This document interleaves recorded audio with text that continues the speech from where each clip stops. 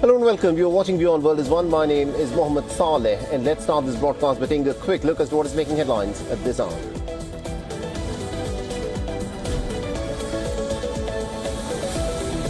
The global markets take another bit of beating as China retaliates with new tariffs on the United States goods, sparking fears of a global trade war. The Dow Jones trades 1,000 points lower after a 1,679-point decline on Thursday.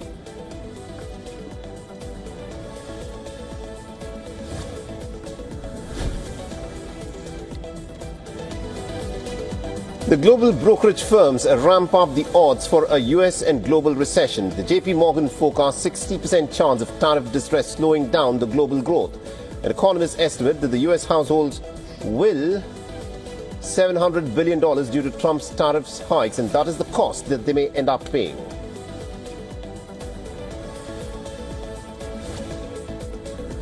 I think it's better if we have direct talks. I think it goes faster and you understand the other side a lot better than if you go through intermediaries. The American President Donald Trump seeks direct talks with Tehran on a nuclear deal. This after he threatened to bomb Iran if it develops nuclear weapons. He's given a 2-month deadline to reach an agreement.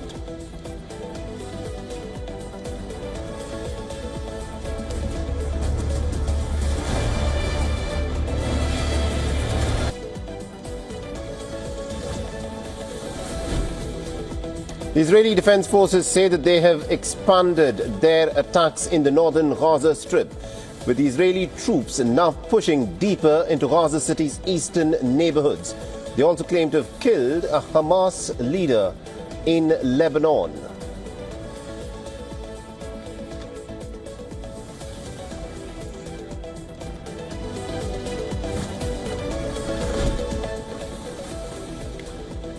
The European Commission President Ursula von der Leyen pitches the European investment at EU Central Asia Summit in Uzbekistan and calls Russia to be an unreliable partner and has accused China of extracting the added value from joint projects in the resource-rich region.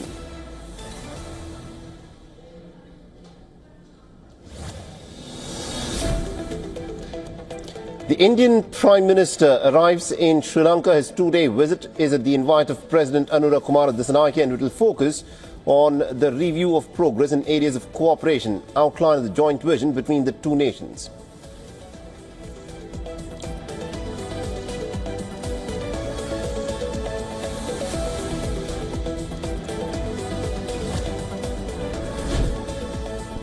And the Met Department has sounded a heatwave alert for Delhi and several parts of North India as temperatures are expected to soar to a blistering levels in the coming days. By the 10th of April, the maximum temperature in Delhi is likely to reach up to 42 degrees Celsius.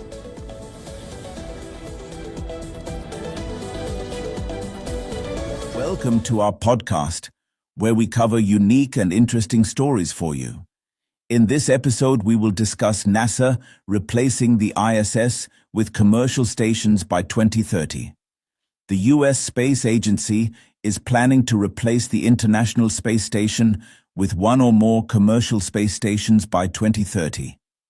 NASA's auditing body, the Office of Audits, has produced a report detailing the agency's commitment to replace the orbiting lab with commercial space stations. Astronauts have lived and worked on board the ISS orbiting roughly 250 miles above the Earth's surface for more than 20 years.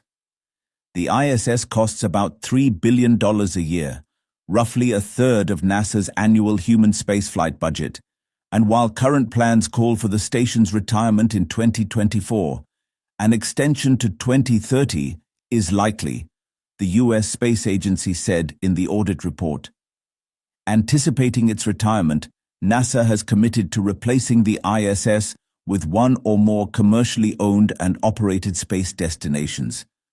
In the fiscal year that ended, Congress authorized $17 million to that end, a fraction of the $150 million the agency said it needed. NASA's plans for long-term deep space human exploration missions depend on continuous access to a research laboratory in low Earth orbit, it added. The Artemis mission, aimed at returning humans to the Moon and ultimately landing astronauts on Mars, is not feasible without continued human health research and technology demonstrations being conducted on the ISS and its eventual replacement. As long as humans intend to travel in space, NASA expects research and testing will be needed in the microgravity environment of low Earth orbit, the audio report mentioned.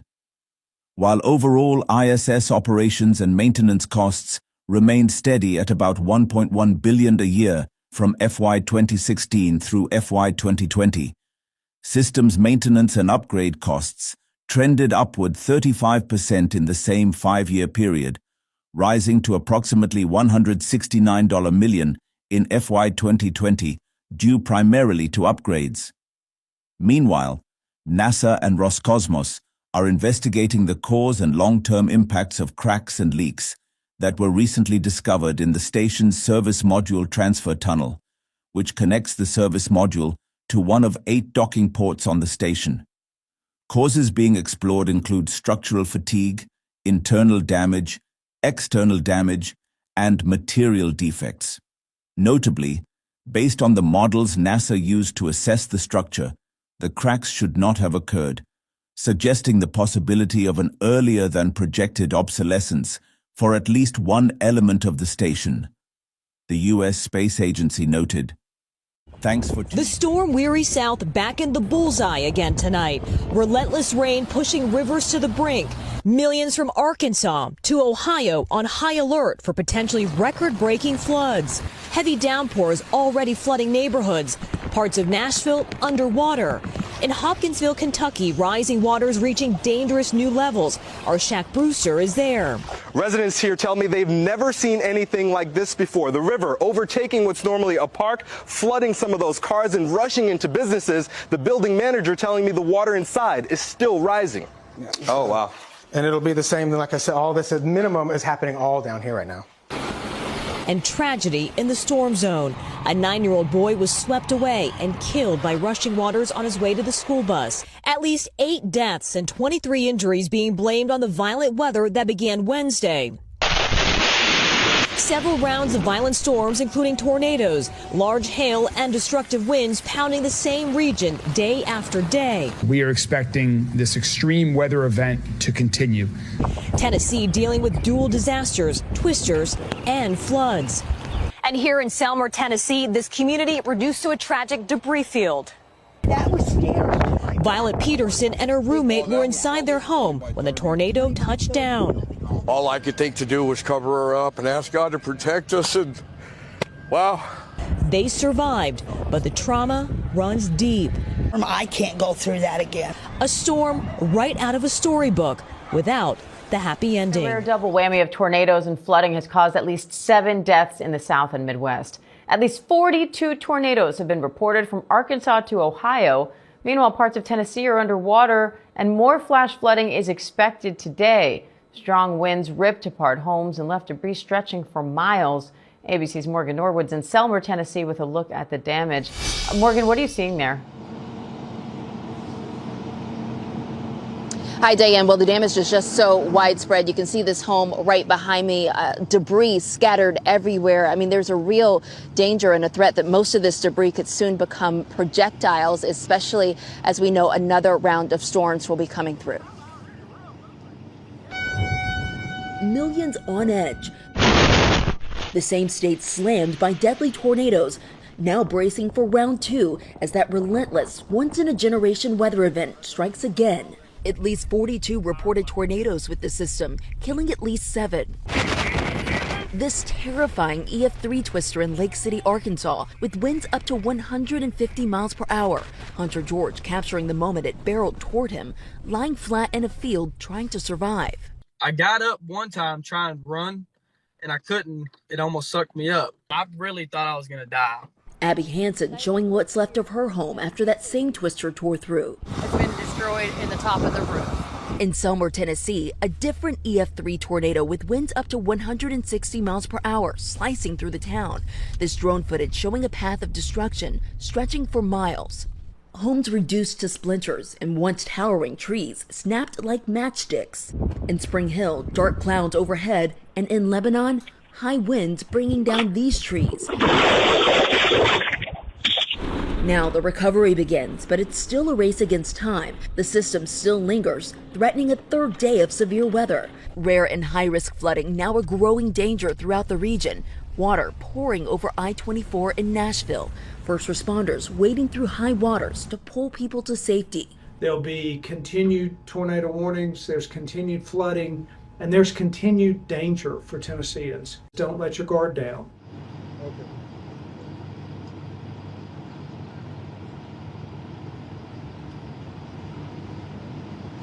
And again, just the debris and, just the devastation here is just unfathomable, Diane. And we know another round of storms are on the way. Morgan, what's the biggest concern there right now? As I mentioned before, you've got all of this debris here. I mean, it could become soon projectiles, which could make for an even more dangerous situation. But it really is a race against time to get this cleanup underway. Also, right now, we are seeing some movement here in terms of, the bucket trucks being in the air, power crews working to restore power as well. That will continue throughout the day. Back to you, Diane. All right, Morgan Norwood in Selmer, Tennessee. Thank you. Haiti's interim president appealed for calm Thursday as he faced calls to resign over surging gang violence. Gunfire rang out Wednesday as thousands of protesters clashed with police outside the offices of the Presidential Council and the Prime Minister. Haitian people, you've spoken, and we've heard you. We understand your misery. We know your pain and your suffering. Haitian people, you lost homes, you lost your businesses, you lost your jobs. They raped you, they raped your kids. The criminal gangs killed a lot of people.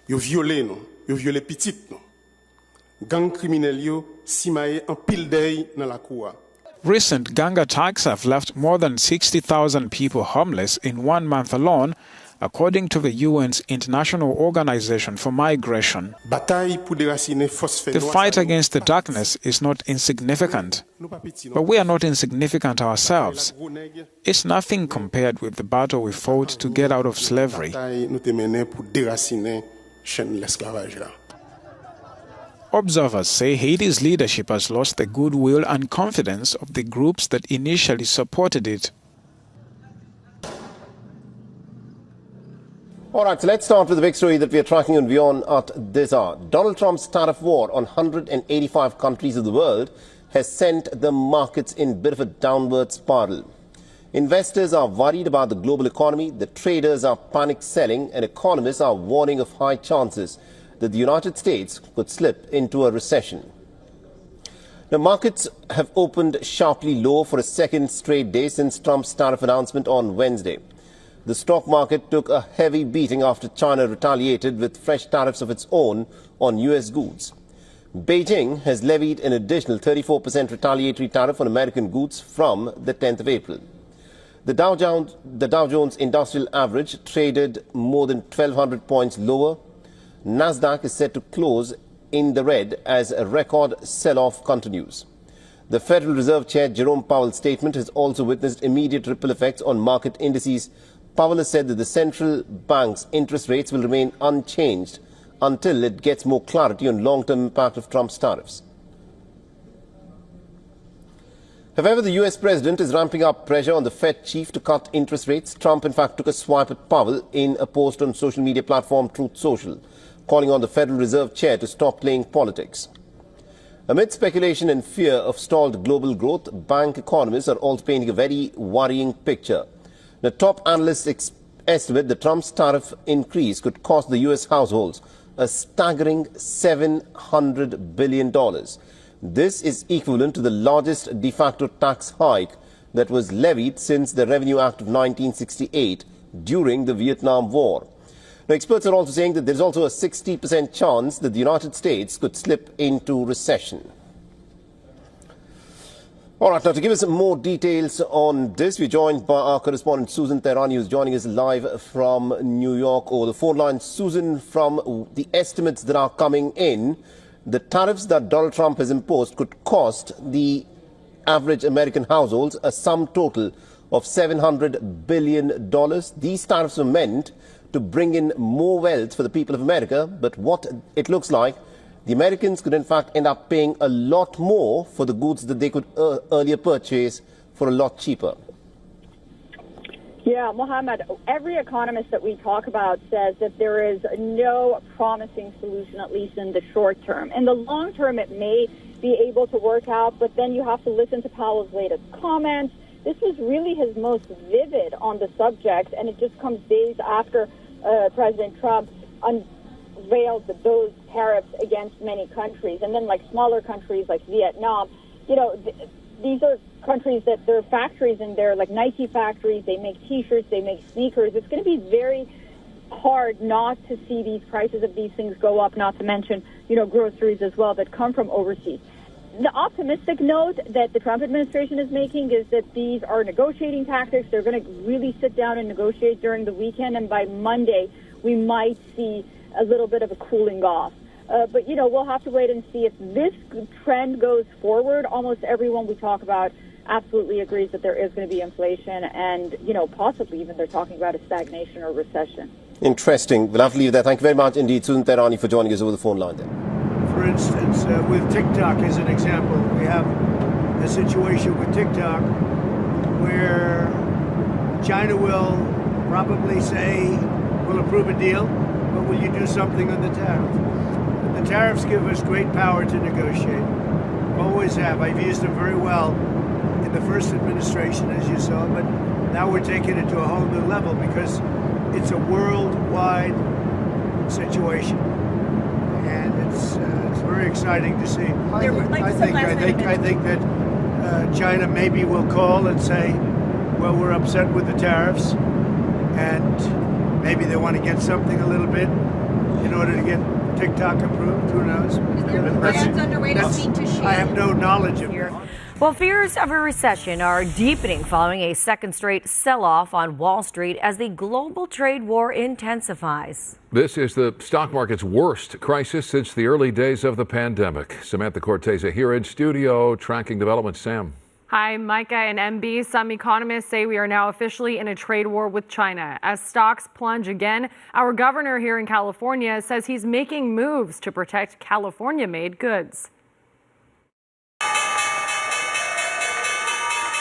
For a second straight day, market turmoil over tariffs. This is creating a level of instability, and chaos that we haven't seen in a long time. It reminds me of COVID 5 years ago. A good jobs report, thousands more jobs added than expected, overshadowed by a troubling prediction by Federal Reserve Chairman Jerome Powell. We face a highly uncertain outlook with elevated risks of both higher unemployment and higher inflation. The new administration is in the process of implementing substantial policy changes in 4 distinct areas: trade, immigration, fiscal policy, and regulation. Today, China announced its own retaliatory tariffs, 34% on the U.S. President Trump's reaction: China played it wrong. Are there certain tariffs that might work? If they're smart and pinpointed, yes. This meat axe approach across the board, everything terrible for the American family and really risks a recession. New tariffs include 34% tax on Chinese goods, 20% duties on products from the EU, and 10% baseline duties on anything imported to the U.S. Now even some of the president's supporters are vocalizing fears about rising costs. One of the big three told me last night that the impact of these tariffs will be the average prices of all of their cars will go up $4,500. That when you go and buy an American car from a big American company. But Governor Gavin Newsom has plans for California. He's asking longstanding trade partners to exempt California-made products from any retaliatory measures, saying, quote, California is not Washington, D.C. I'll remind all our international trading partners, California is a stable trading partner, and we hope you consider that as it relates to California-made products. Specifically, the governor wants to safeguard access to critical supplies, such as construction materials needed for recovery efforts following our devastating wildfires. Are we on the cusp of the world's first war in space? Yes, this is space we are talking about.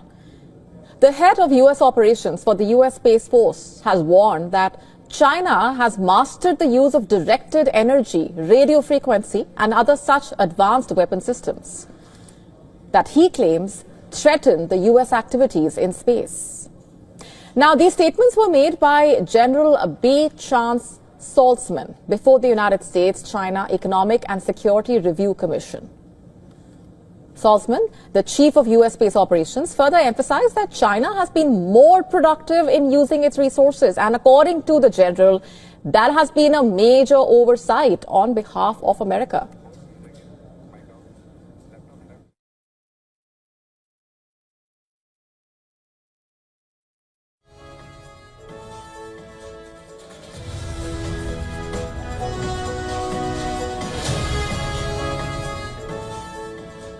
In fact, the U.S. committee was told how China focuses on just one particular area of a planet, while the U.S. has a wide-ranging objective.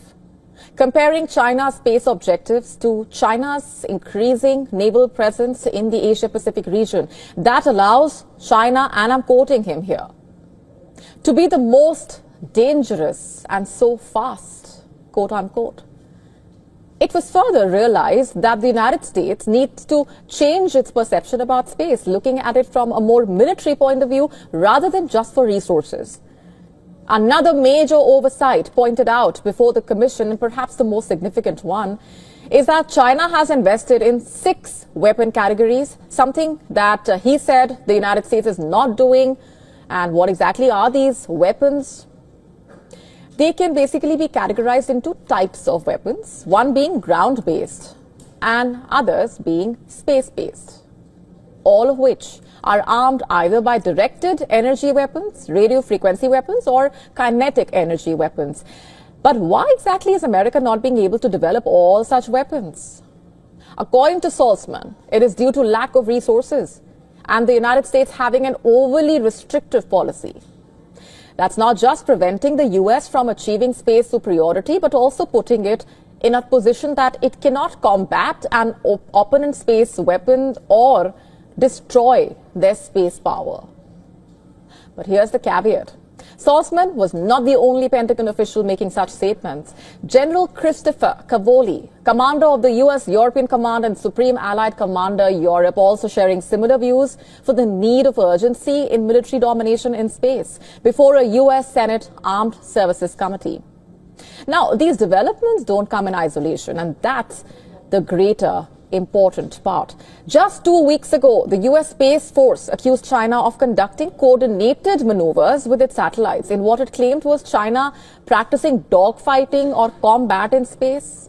Dogfighting is a term usually reserved for jet fighters, as you may be aware, involved in aerial combat.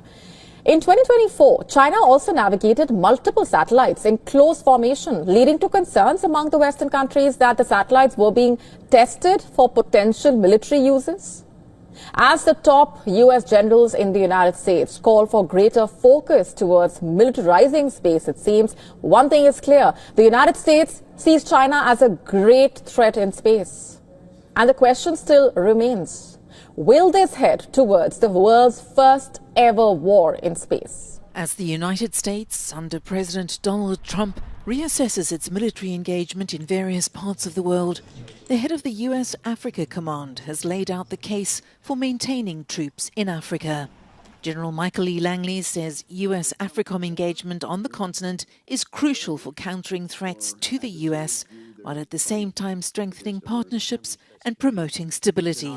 Africa remains a nexus theater from which the United States cannot shift its gaze. It is home to terrorists who take advantage of conditions in Africa to grow and export their ideology. ISIS controls their global network from Somalia. It is where the Chinese Communist Party actively works to change the international rules-based order as a stepping stone to become the global hegemon. And it's where the Russian Federation seizes opportunities created by chaos and instability.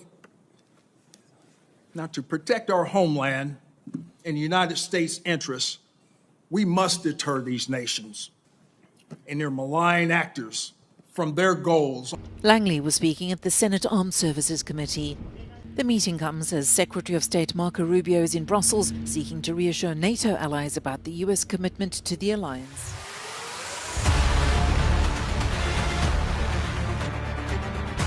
South Sudanese town was briefly overrun by an armed youth group, a local official said on Thursday, following a cattle raid which has left at least 30 people dead. Clashes involving pastoralists and settled farming communities are common in the world's youngest country, but this incident comes as tensions rise over South Sudan's fragile political situation. It began earlier in the week when a group of armed youth stole lambs before they were scared off by security forces in northern Ruweng. It escalated into violence when they returned in greater numbers and attacked the community, while the youth and security forces tried to defend the town. Iran is pulling back its support for the Houthis amid extensive US airstrikes on the rebel group.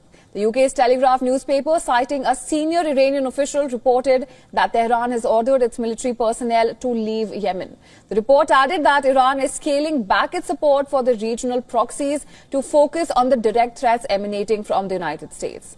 Now, as per the report, the official also claimed that the pullback from Yemen is designed to avoid the possibility of any escalation if an Iranian soldier is killed in US airstrikes there. The official said that Tehran's primary concern now was US President Donald Trump and how to deal with him. Iran is the Houthis' primary benefactor, providing them mostly with security assistance, such as weapon transfers, training, and intelligence support. Now, for the Houthis, the Iran connection provides more sophisticated weaponry than they could acquire on their own, especially missiles and drones. Now, as per the newspaper, the source was inside the regime in Tehran. The source, as cited, was a report. It said that the view in Tehran is what the Houthis will not be able to survive and are living their final months or even days. So there is no point in keeping them on our list. Now, it's important to know that since mid-March, US has been striking Houthi targets in Yemen almost daily as part of its efforts against the Iran-backed rebels. President Donald Trump has been ratcheting up pressure on Iran and come to the table and discuss a nuclear deal on his terms. He has also threatened Iran with bombing if it did not agree to such a deal. Now, US has moved its stealth B-2 bombers to the Diego Garcia military base in the Chagos Island within striking range to Yemen and Iran.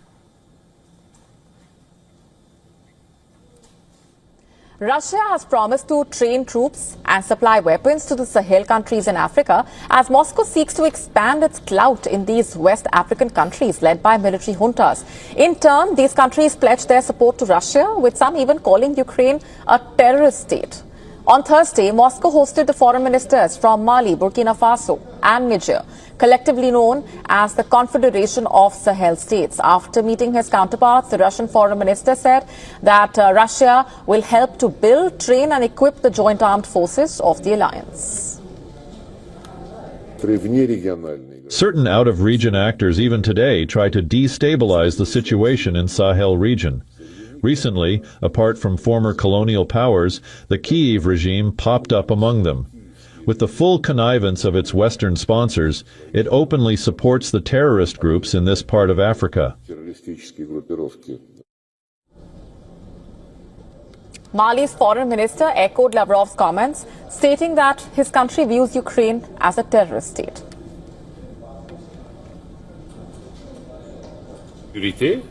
We have common views on fighting insecurity and terrorism in our region, which is supported by foreign state sponsors and regional actors from our area, which continues to serve as a rear base and support terrorism, which we need to fight against. It includes Ukraine at your doorstep here, which we consider simply a terrorist state. Mali's government cut diplomatic ties with Ukraine last year over allegations that Kiev aided an attack by armed groups in northern Mali in July, in which dozens of Russian mercenaries and Malian soldiers were killed. And for more on these developments, our correspondent getting us this report from Lagos. Take a look.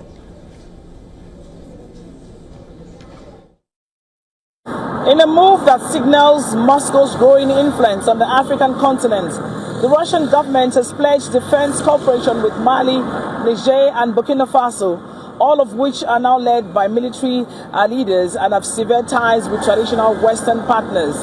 The Sahel Trio, grappling with escalating jihadist insurgencies, welcomed Russia's offer, framing it as a strategic partnership aimed at restoring stability and sovereignty.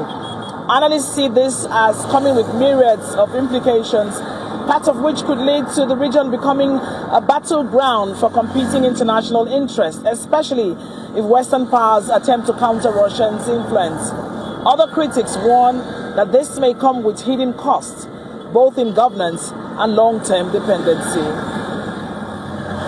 From Lagos, Nigeria, Louisa Olani reporting for WION, World is One.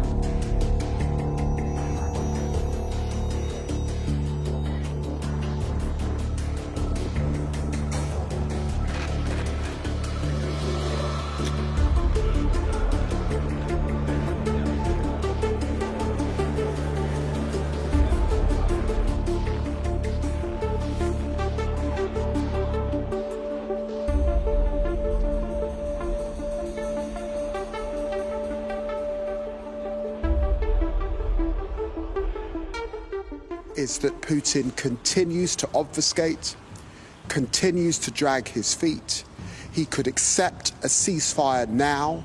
He continues to bombard Ukraine, its civilian population, its energy supplies. We see you, Vladimir Putin.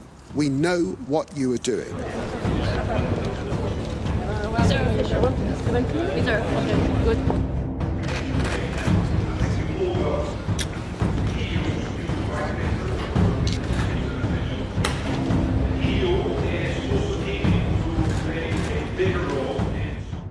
Over the past 3 weeks, Russia has been flip-flopping, continuing its strikes on energy infrastructure, continuing its war crimes. Today, Russia owes an answer to the United States that have worked very hard to come up with a mediation effort and a ceasefire proposal.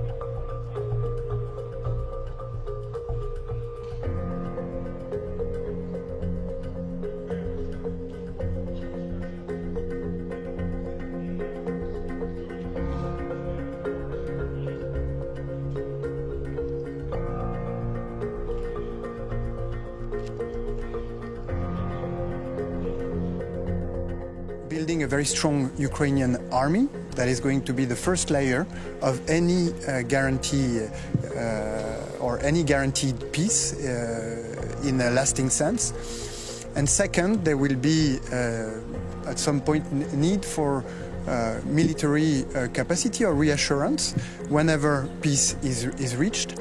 And this is the reason why our army chiefs will be in Kyiv today in order to advance this work, because our goal is to reach peace and for this peace to be just and to be lasting.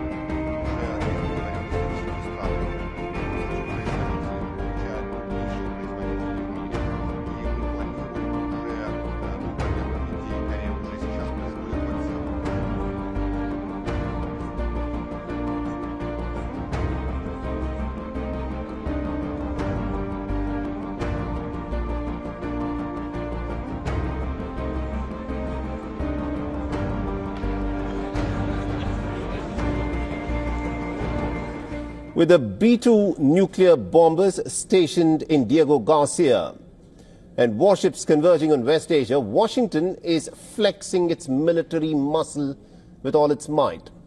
Now, Tehran, defiant as ever, has vowed a retaliation, setting the stage for a dangerous showdown in an already very volatile region. Our next report gets you the latest.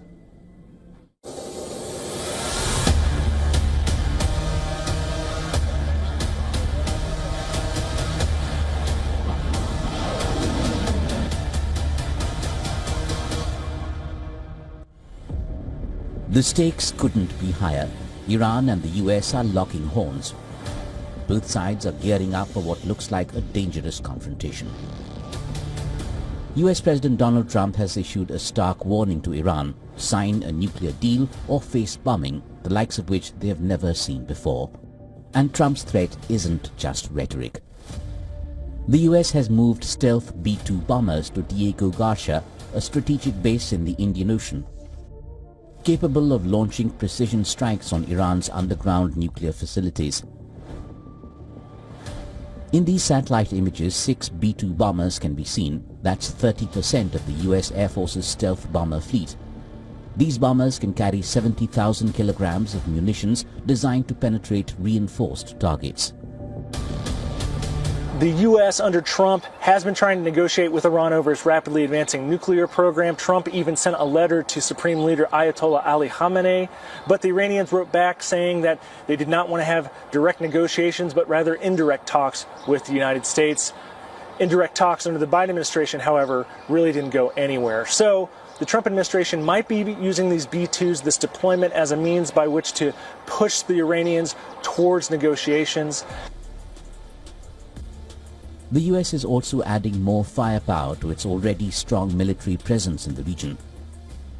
The Carl Vinson aircraft carrier is joining USS Harry S. Truman in West Asia, further amplifying American presence in the region.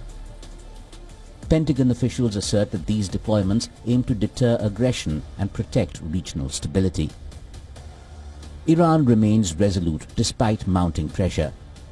Supreme Leader Ayatollah Ali Khamenei dismissed Trump's threats, warning that any mischief would be met with a strong reciprocal blow. Tehran has showcased its underground missile cities and advanced ballistic capabilities, sending a clear message that it is prepared to defend itself. The Americans have at least 10 bases and 50,000 forces near Iran. This means they are sitting in a glass room. Someone sitting in a glass room would not throw rocks at others. Iranian officials have even hinted at accelerating their nuclear program if attacked, a chilling prospect given their ability to produce weapons-grade uranium within weeks.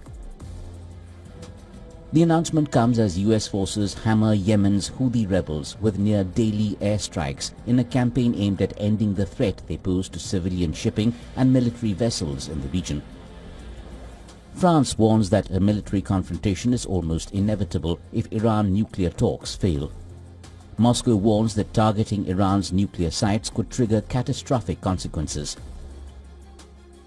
America's key Gulf allies, Saudi Arabia, Qatar and Kuwait, have refused to permit the use of their air bases or airspace for any potential US military operations against Iran. As the US builds up its military presence and Gulf states distance themselves from confrontation, Iran's defiance signals that any misstep could ignite a larger conflict. The stakes are higher than ever, and West Asia remains a powder keg, waiting for a spark. Bureau Report, WION, World is One.